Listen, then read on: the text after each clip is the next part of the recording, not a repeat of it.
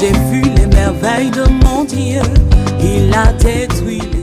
Ah, Jésus, je ne mérite pas ton amour. Papa, papa.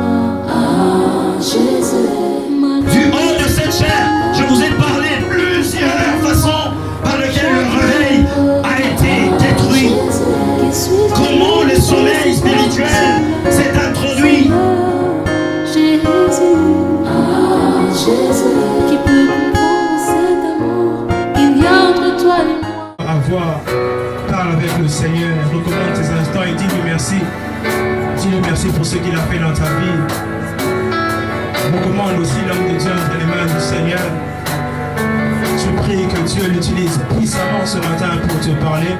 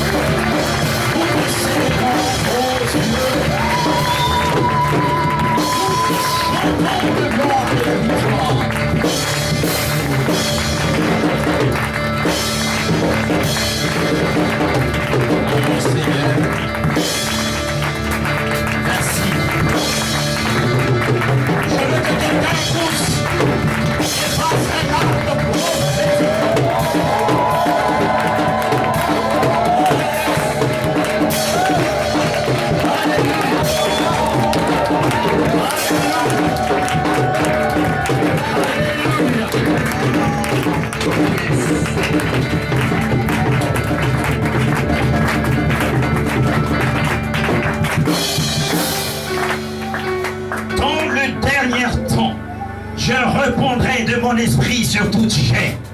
Vos fils et vos filles prophétiseront. Un homme n'a pas compris ça. Vos fils et vos filles prophétiseront. Alléluia. Ça, c'est le prototype du vrai culte. Un culte où il n'y a pas que le pasteur qui agit. Un culte où le fidèle qui est dans l'assemblée peut poser un acte prophétique. Et posant cet acte prophétique, cela déclenche un miracle dans sa vie. Alors que le pasteur prêche, ce n'est pas le pasteur qui est l'auteur du miracle, c'est le Saint-Esprit. Alléluia. Alors vos fils et vos filles, oh, je mérite que quelqu'un dise le synonyme. Vos fils et vos filles poseront des actes prophétiques. Et ces actes prophétiques les amèneront à vivre le miracle de Dieu.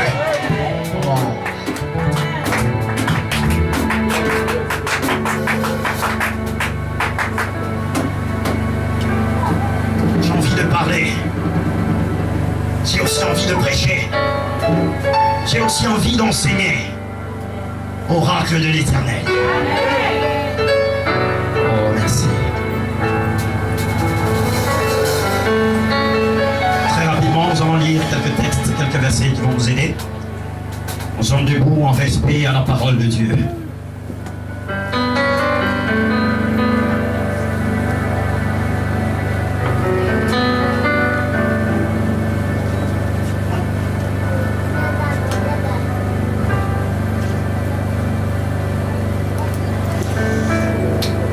Mon verset préféré, Joël 2:28.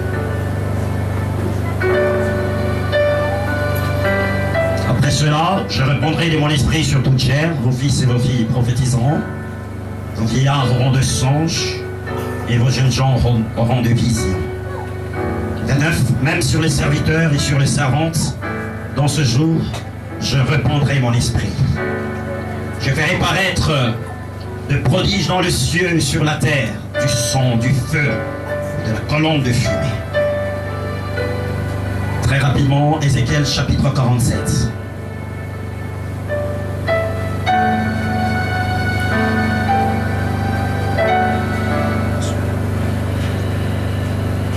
Ézéchiel, chapitre 47. Je commence par le premier verset. La Bible dit: il me ramena vers la porte de la maison, et voici l'eau sortait du sous le seuil de la maison, à l'orient, car la face de la maison était à l'orient. L'eau descendait sous le côté droit de la maison, au midi de l'autel. Il me conduisit par le chemin de la porte septentrionale, et il me fit faire le tour par dehors jusqu'à l'extérieur de la porte orientale, et voici l'eau coulait du côté droit. Lorsque l'homme s'avança vers l'orient, il avait dans la main un cordeau, et il mesura 1000 coudées. Il me fit traverser l'eau, et j'avais de l'eau jusqu'aux chevilles. Il mesura encore 1000 coudées, et me fit traverser l'eau, et j'avais de l'eau jusqu'aux genoux. Il mesura encore 1000 coudées, et me fit traverser l'eau, et j'avais de l'eau jusqu'aux reins. Il mesura encore 1000 coudées. C'était un torrent que je ne pouvais traverser, car l'eau était si profonde. Quelqu'un peut dire: l'eau était si profonde qu'il fallait y nager. C'était un torrent qu'on ne pouvait traverser. Il me dit: as-tu vu, fils de l'homme? Et il me ramena au bord du torrent. Et il m'eut ramené, et voici, il y avait sur le bord du torrent beaucoup d'arbres de chaque côté. Et il me dit: cette eau coulera vers le district oriental, descendra dans la plaine, et entrera dans la mer. Lorsqu'elle se sera jetée dans la mer, les eaux de la mer deviendront saines. Tout vivra. Tout être vivra, qui se met, vivra partout où le torrent coulera. Et il y aura une grande quantité de poissons. Et là où cette eau arrivera, les eaux deviendront saines. Et tout vivra partout où parviendra le torrent. Alléluia. Et nous allons lire un autre verset. Celui toujours d'Ézéchiel, maintenant cette fois-ci, chapitre 37.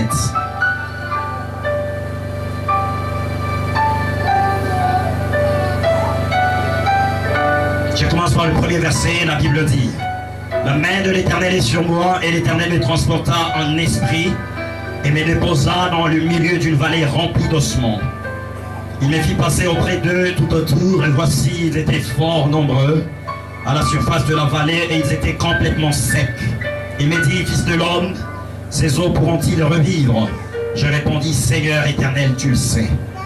Il me dit: prophétise sur ces eaux et dis-leur: ossements desséchés, écoutez la parole de l'Éternel. Ainsi parle l'Éternel: ces eaux, voici, je vais faire venir en vous un esprit, et vous vivrez. Et je vous donnerai de nerfs, je ferai croître sur vous de la chair, je vous couvrirai de la peau. Je mettrai en vous un esprit, et vous vivrez, et vous saurez que je suis l'Éternel. Je prophétisais selon l'ordre que j'avais reçu, et comme je prophétisais, il y eut un bruit, et il se fit un mouvement, et les eaux s'approchèrent les uns des autres. Alléluia. Et pour clôturer, les autres versets, je pourrais le donner comme ça. Actes chapitre 1, verset 8. Je vais commencer un peu plus tôt. Actes des apôtres, chapitre 1. Je préfère répéter pour vous, pour la meilleure compréhension. Théophile, j'ai parlé dans mon premier livre de tout ce que Jésus a commencé à faire et d'enseigner dès le commencement, jusqu'au jour où il fut enlevé au ciel, après avoir donné cet ordre par le Saint-Esprit aux apôtres qu'il avait choisis. Après il lui souffert, il leur apparut vivant, et leur donnant plusieurs preuves, se montra à eux pendant 40 jours, et parlant des choses qui concernent le royaume de Dieu. Comme il se trouvait avec eux, il leur recommanda de ne pas s'éloigner de Jérusalem, mais d'attendre ce que le Père avait promis, c'est que je vous ai annoncé, leur dit-il.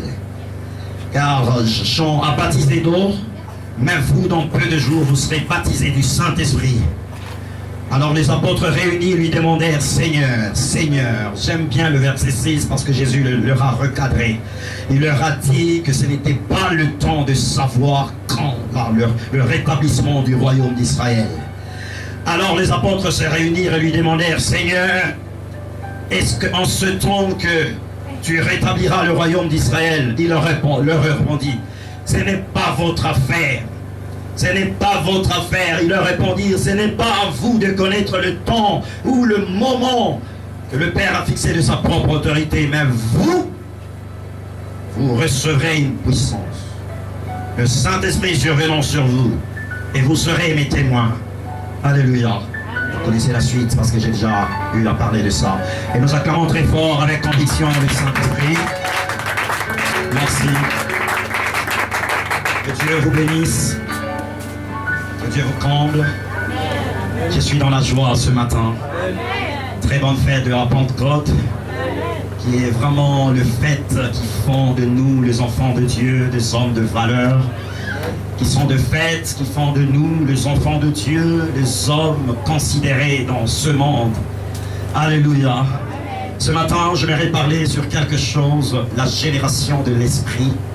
C'est sur ça que j'aimerais parler. C'est vrai, c'est un thème très large, très long, mais je veux t'expliquer quelque chose pendant le laps de temps que j'ai pour te faire comprendre quelque chose.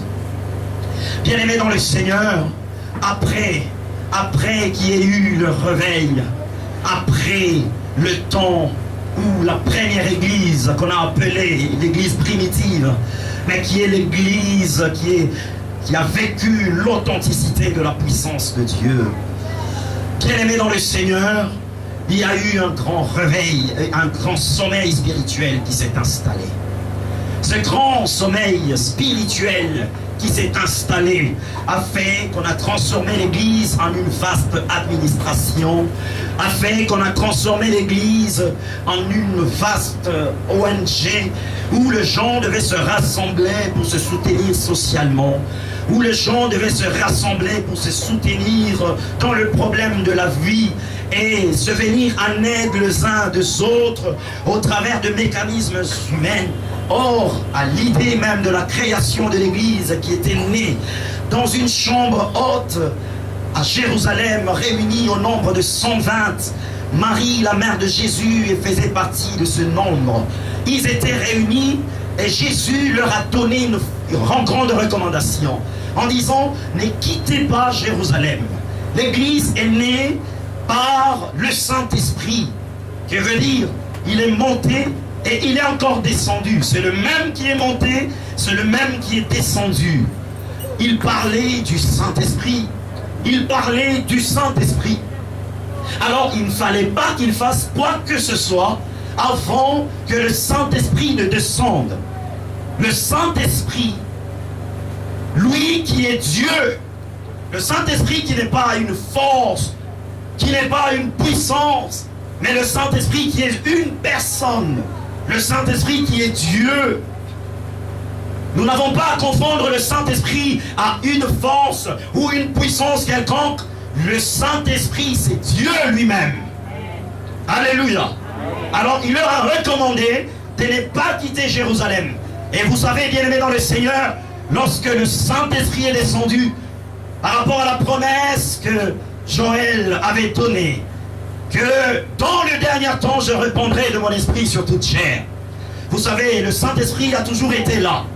Bien avant, avec le prophète, si vous lisez le grand, le petit prophète, vous verrez que le Saint-Esprit était déjà à l'action, mais l'action était limitée dans un temps bien déterminé. Il descendait, il agissait, et puis retournait.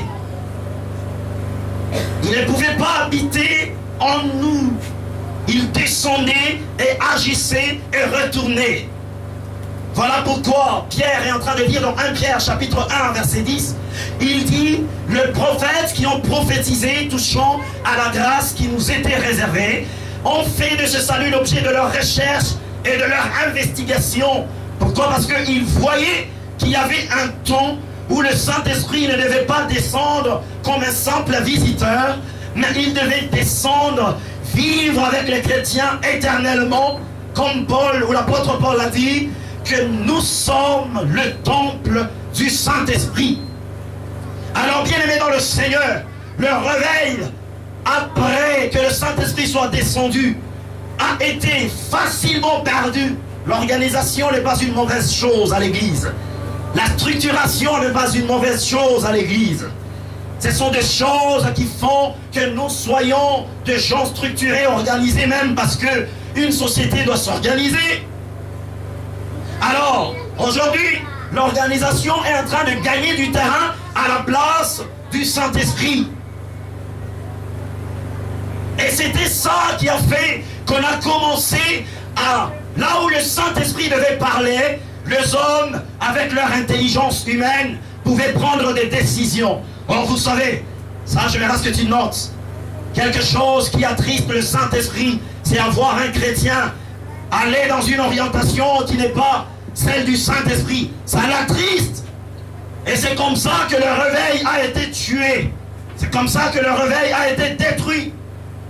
Du haut de cette chair, je vous ai parlé plusieurs façons par lesquelles le réveil a été détruit. Comment le sommeil spirituel s'est introduit. Je vous ai parlé de la nourriture.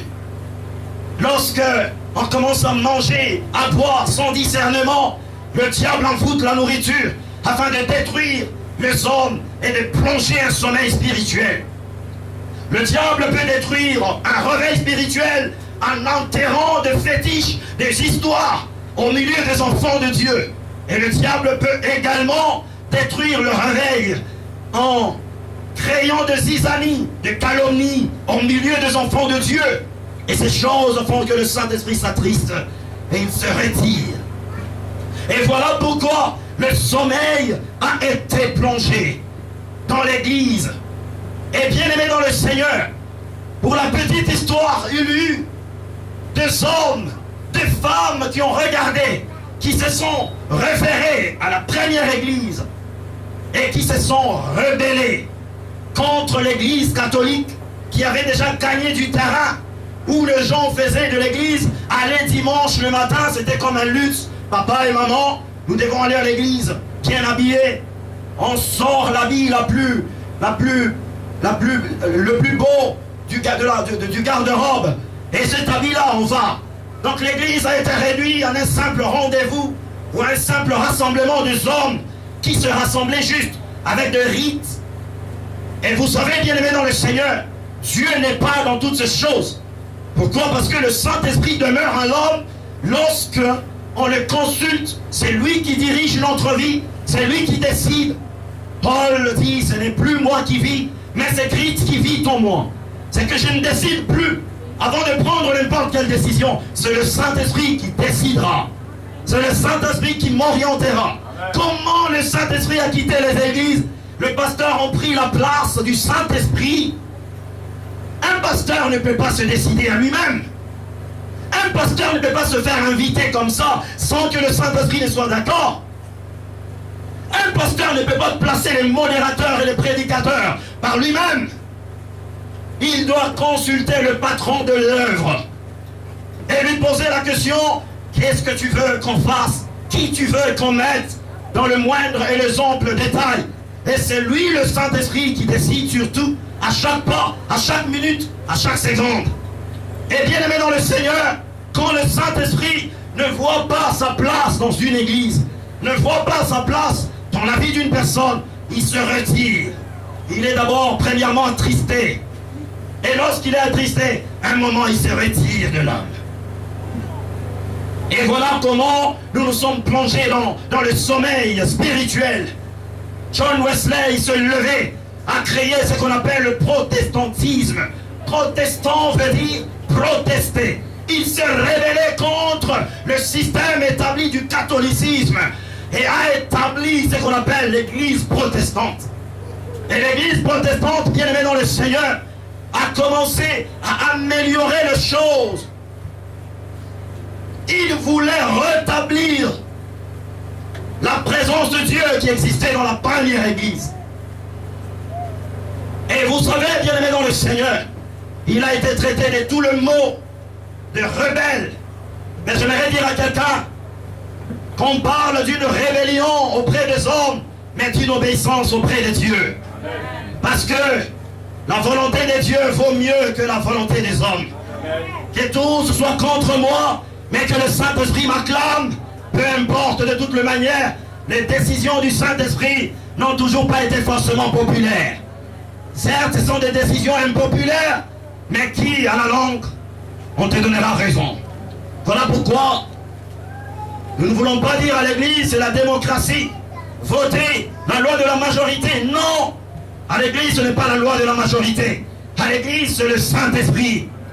Lorsque le Saint-Esprit dit, mettez-moi à part Paul et Barnabas, même si les hommes sont contre, il dit, ce sont des hommes et des femmes sans instruction, mais c'est lui qui les a choisis. Alléluia. Alors, bien-aimé dans le Seigneur, John Wesley se levait. Il a placé ce qu'on appelle le méthodisme. Des gens qui ont compris qu'il fallait se rebeller contre l'église catholique. Qu'il fallait se rebeller contre l'église qui a mené les gens dans la liturgie, qui a mené les gens dans la routine, qui a mené les gens dans les habitudes. Mais à un moment, eux aussi sont tombés dans un système qui ont fait que l'église méthodiste n'a pas pu avoir de la place. Pourquoi? Je me rappelle une fois, je suis entré dans l'église méthodiste. Le culte est vraiment bien chronométré. Il y a des lettres et des papiers que vous avez à chaque banc. À 10h juste, il faut se tenir debout. À 10h30, il faut entonner telle chanson. À 10h40, il faut présenter telle chose. Ce n'est pas mal. Mais j'aimerais vous dire que le Saint-Esprit, c'est lui qui fait tout. La Bible dit, là où est l'Esprit de Dieu, il y a la liberté. Pas la liberté, le libertinage, mais la liberté. Et c'est ça qui fait la différence entre le messe catholique et le culte de nous qui sommes les protestants et le pentecôtiste. Alléluia. Après, il y a eu un mouvement qui s'est levé, celui des pentecôtistes. Et ce mouvement ne s'est pas encore essoufflé jusqu'à ce jour, à ce que je sache. Les pentecôtistes se sont levés. Eux, ils ont plus travaillé du côté du Katanga là-bas. Les missionnaires sont arrivés. Ils ont parlé de la place du Saint-Esprit. Les gens l'ont traité de rebelle. C'était des cultes. Quand on commençait le culte, on ne savait pas l'heure de la fin du culte. On commençait le culte, mais on ne savait pas quand il devait s'arrêter. Le Saint-Esprit au centre de tout. Mais cela non plus ne voudra pas signifier qu'il faut s'éloigner du discernement. Comme ce matin, par exemple, à 11h30, nous terminons le culte. Mais le Saint-Esprit, qui est le maître de temps et de circonstances, peut décider autrement. Quelqu'un va dire, le Saint-Esprit n'est pas un esprit de désordre, c'est un esprit d'ordre. Et laissez-moi vous dire que les heures que nous plaçons de culte, ce sont des organisations humaines. Je suis le résultat. Moi-même, je me suis converti dans l'église protestante, où je voyais Dieu à l'œuvre, où je voyais des gens qui chantaient du matin jusqu'au soir, une seule chanson, où je voyais des gens glorifier le Seigneur, pas avec des instruments modernes comme le nôtre ici, mais avec de biondo, de bouts de bois coupés, creusés à l'intérieur, en train de chanter, de danser, de célébrer le Seigneur. Celui-là de ce côté est guéri. Ce n'est pas l'affaire du modérateur ni du prédicateur. Vous verrez quelqu'un passer devant et dire, j'avais un cancer, je viens de constater qu'il vient de disparaître. Et c'est le pasteur qui a prié. Non, c'est le Saint-Esprit qui est à l'église, qui a guéri. Alléluia. J'ai vu ça. J'ai vu des prophéties où les gens recevaient des directives de la part du Seigneur. Des directives correctes, précises. Bien-aimés dans le Seigneur. Et à un moment, je parle de Kinshasa, il y a eu ce qu'on appelle la LEMIRC. La LEMIRC, c'est la Ligue des Églises et des ministères de réveil. La LEMIRC, patronnée par les serviteurs de Dieu que vous connaissez ici. Ils ont amené le réveil. On a vu des gens, on a vu des femmes prêcher. Mais à un moment, ils se sont plongés dans la luxure. À un moment, ils se sont plongés dans les habitudes. On ne s'habitue pas avec le Saint-Esprit. Aujourd'hui, il peut te dire telle stratégie. Demain, ça ne sera pas la même. Demain, il changera. Parce qu'on ne peut jamais comprendre Dieu. On ne peut jamais maîtriser Dieu. Il est si long qu'on ne peut jamais le mesurer. Il est si profond qu'on ne peut jamais le sonder. Si on l'attend devant, il vient par derrière. Si on l'attend derrière, il vient par devant. Si on l'attend derrière et devant, il vient à gauche. Si on l'attend à gauche, il vient à droite. Si on l'attend à gauche, à droite, derrière et devant, il déchire le ciel. Et si on l'attend partout, bien aimé dans le Seigneur, il peut déchirer la terre et il vient de là. On ne peut jamais comprendre le Seigneur. Et ce matin, j'aimerais vous dire, j'ai le temps de vous parler du Saint-Esprit à l'église et le temps du Saint-Esprit dans ta vie personnelle. L'église doit être dirigée par le Saint-Esprit. Ça veut dire c'est lui qui décide. J'ai connu des églises où c'est l'intercession qui est censée donner des directives.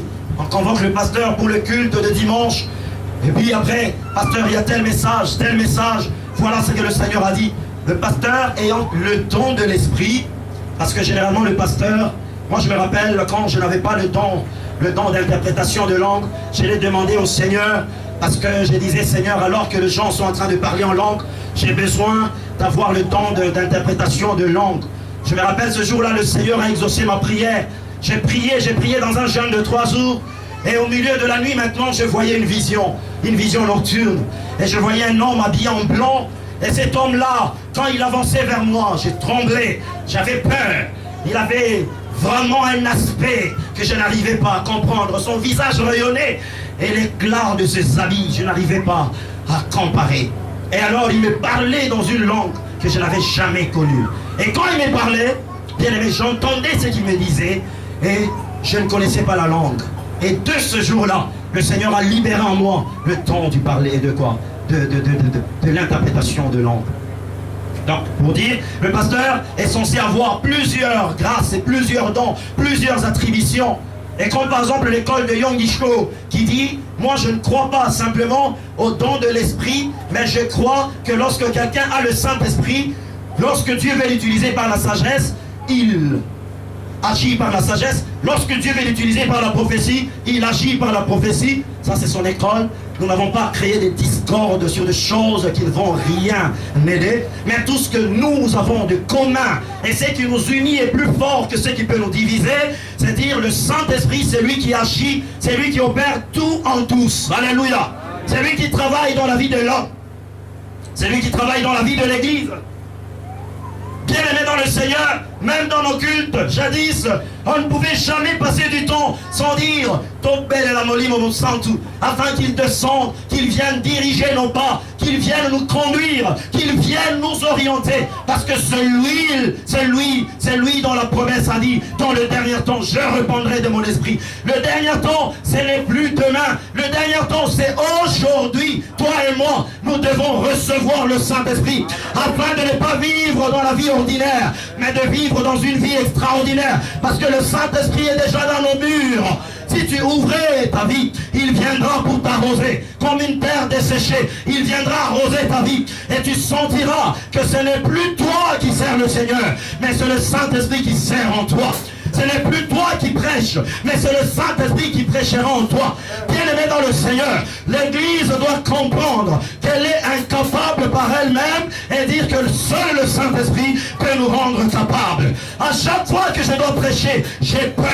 Pourquoi j'ai peur? Parce que je me dis par moi-même, je ne pourrai pas. Mon expérience ne pourra pas. Mais le Saint-Esprit, quand il descend et quand il me saisit, je suis changé en un autre homme. Il y a des choses extraordinaires qui se passent. Qui suis-je pour guérir un malade si le Saint-Esprit est absent de ma vie? Qui suis-je pour faire un miracle si le Saint-Esprit est absent de ma vie? Alors j'ai besoin de lui. Un homme a dit, j'ai appris à cultiver la communion avec le Saint-Esprit. Quand le matin je me réveille, je lui dis bonjour Saint-Esprit, parce que lui est capable. Bien-aimé dans le Seigneur, l'Église de Dieu doit retourner maintenant au temps d'autrefois où le Saint-Esprit, c'était lui qui dirigeait. Combien de gens se réveillent le matin et lui posent la question, Saint-Esprit, qu'est-ce que tu veux que je fasse de ma journée? D'un rendez-vous, dois-je partir ou pas? Bien-aimé dans le Seigneur, il n'est plus consulté aujourd'hui. Le Saint-Esprit n'est plus consulté. L'Église commence à fonctionner comme je vous l'avais dit, la Lémirque. Vous verrez que tous les leaders de la Lémirque aujourd'hui, ils sont comme dans un sommeil. Personne ne se lève. J'aimerais dire à quelqu'un, Les convictions changent en fonction du temps et des circonstances.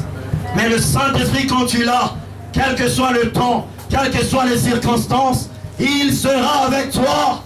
Ceux qui se confient à l'Éternel renouvellent leur force. Même dans leur vieux âge, ils marcheront avec Dieu.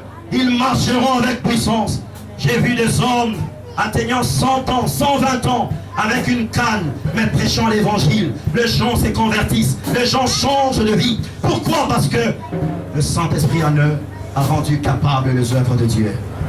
J'ai toujours dit, le Saint-Esprit nous aide à explorer les profondeurs de la divinité. C'est lui qui nous enseigne. C'est lui qui nous convainc de péché, de justice et de jugement. C'est lui qui nous amène à être de vrais enfants de Dieu.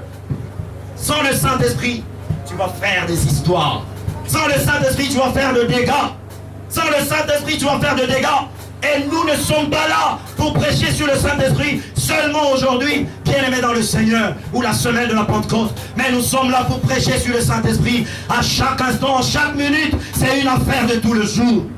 Et dire comme Saül, l'Esprit du Seigneur te saisira, tu prophétiseras et tu seras changé en un autre homme. Si le prédicateur comprenait que c'est par le Saint-Esprit qu'il doit prêcher et les ossements desséchés pourront retrouver la vie, bien-aimé, l'Église irait très loin. Si le prédicateur pouvait savoir que la vie avec le Saint-Esprit a des dimensions de chéri, de genoux, de reins, l'Église allait aller très loin.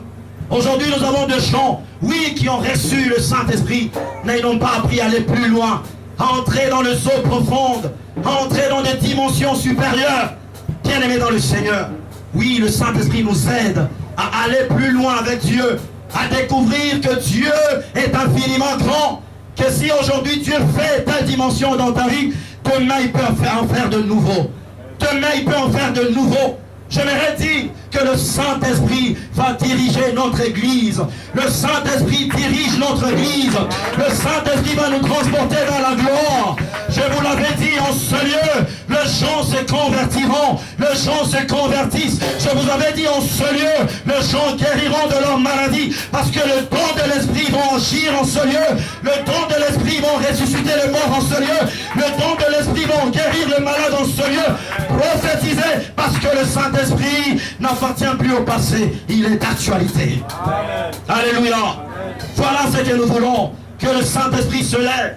Imaginez-vous que lorsque Dieu a créé l'homme, il était une masse de terre. Mais le souffle de Dieu a fait que la masse de terre a été transformée en une chair que tu es. Une âme est née en toi, un esprit est né en toi. À cause du souffle de l'Éternel. Aujourd'hui, il y a des églises qui sont juste de masse de terre. Dieu n'a pas encore soufflé dessus. Bien-aimés, avant que le Saint-Esprit ne descende, Pierre, Paul et tous les autres apôtres, c'était comme de masses de terre. Voilà pourquoi le masse de terre ne pouvait rien faire. Mais la Bible dit, quand le Seigneur a soufflé sur le 120, la masse de terre, qui était une simple masse de terre, est devenue une grande armée. Pierre se levait, et lorsque les gens disaient, qu'est-ce que ces gens font? Sont-ils devenus ivres? Il a dit non, ces gens ne sont pas ivres. C'est la promesse que le prophète Joël avait dit. J'aimerais dire, le Saint-Esprit n'a pas d'âge. Le Saint-Esprit n'a pas de rang social. Le Saint-Esprit ne regarde pas de race. Le Saint-Esprit descend dans la vie de quiconque.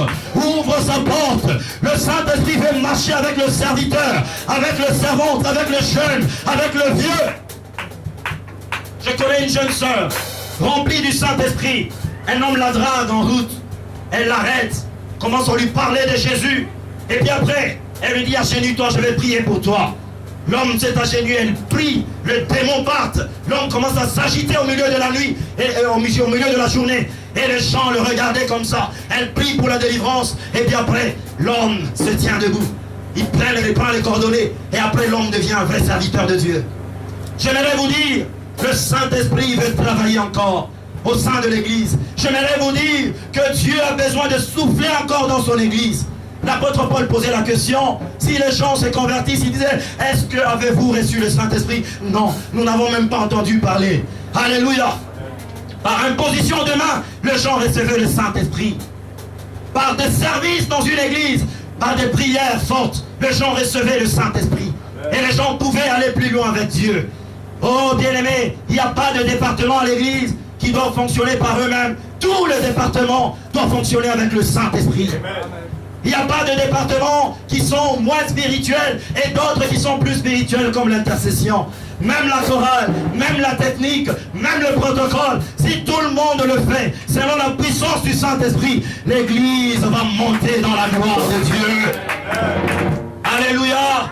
Le protocole reçoit ceux qui sont à la porte avec onction du Saint-Esprit. Et pendant qu'il le reçoit, il leur communique une dose.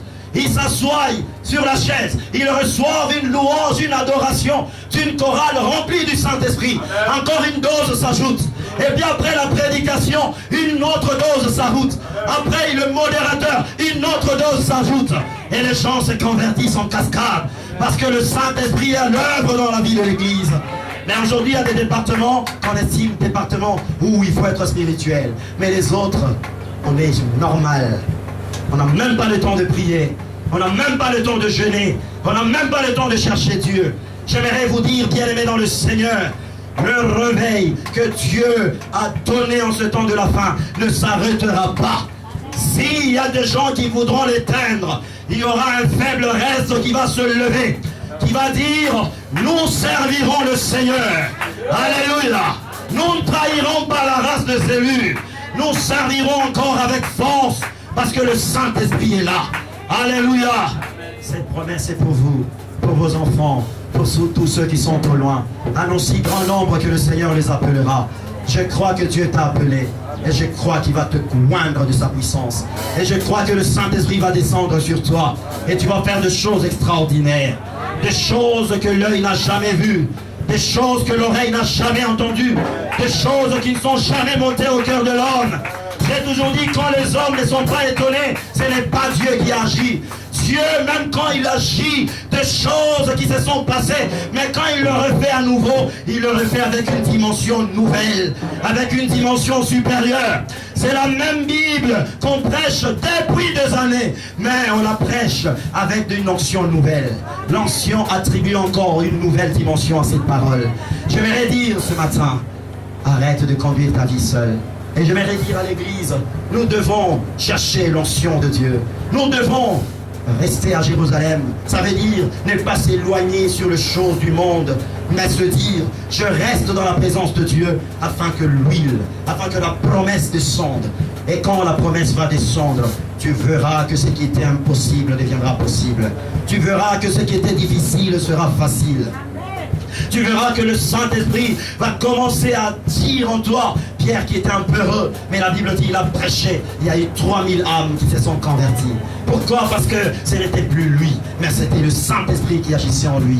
Alors, bien-aimé dans le Seigneur, ayant le Saint-Esprit, toi, dans ta vie personnelle, tu peux poser des actes que le modérateur n'a pas prévus, mais ces actes te libèrent d'un miracle. Ces actes te déclenchent quelque chose de nouveau. Aujourd'hui, nous ne sommes plus dans ces messes, mais nous sommes dans des cultes de gloire. Les cultes où les enfants de Dieu sont connectés, où il n'y a pas que le modérateur qui est connecté, où et les modérateurs, et les prédicateurs, et les chantres, tous on est connectés, et l'onction de Dieu descend. Aujourd'hui, la question que je te pose, es-tu au niveau de cheville avec la puissance du Saint-Esprit? Es-tu au niveau de genoux? Es-tu au niveau de reins? Ou bien es-tu dans ce torrent débordant? Voilà pourquoi il y a certaines choses qui n'arrivent pas à être déclenchées en toi, parce que tu es tellement dans un niveau plus bas. Mais si le Saint-Esprit t'aidera à être à un niveau plus élevé, comme ce matin, pendant que je prêche, je vois de vie de gens sortir de chaînes. Je vois de vie de gens sortir de cercueils. Je vois de vie de gens sortir de la malédiction. Je vois de gens qui étaient colorés de sainteté. Alors que je prêche, ces gens sont en train d'être libérés.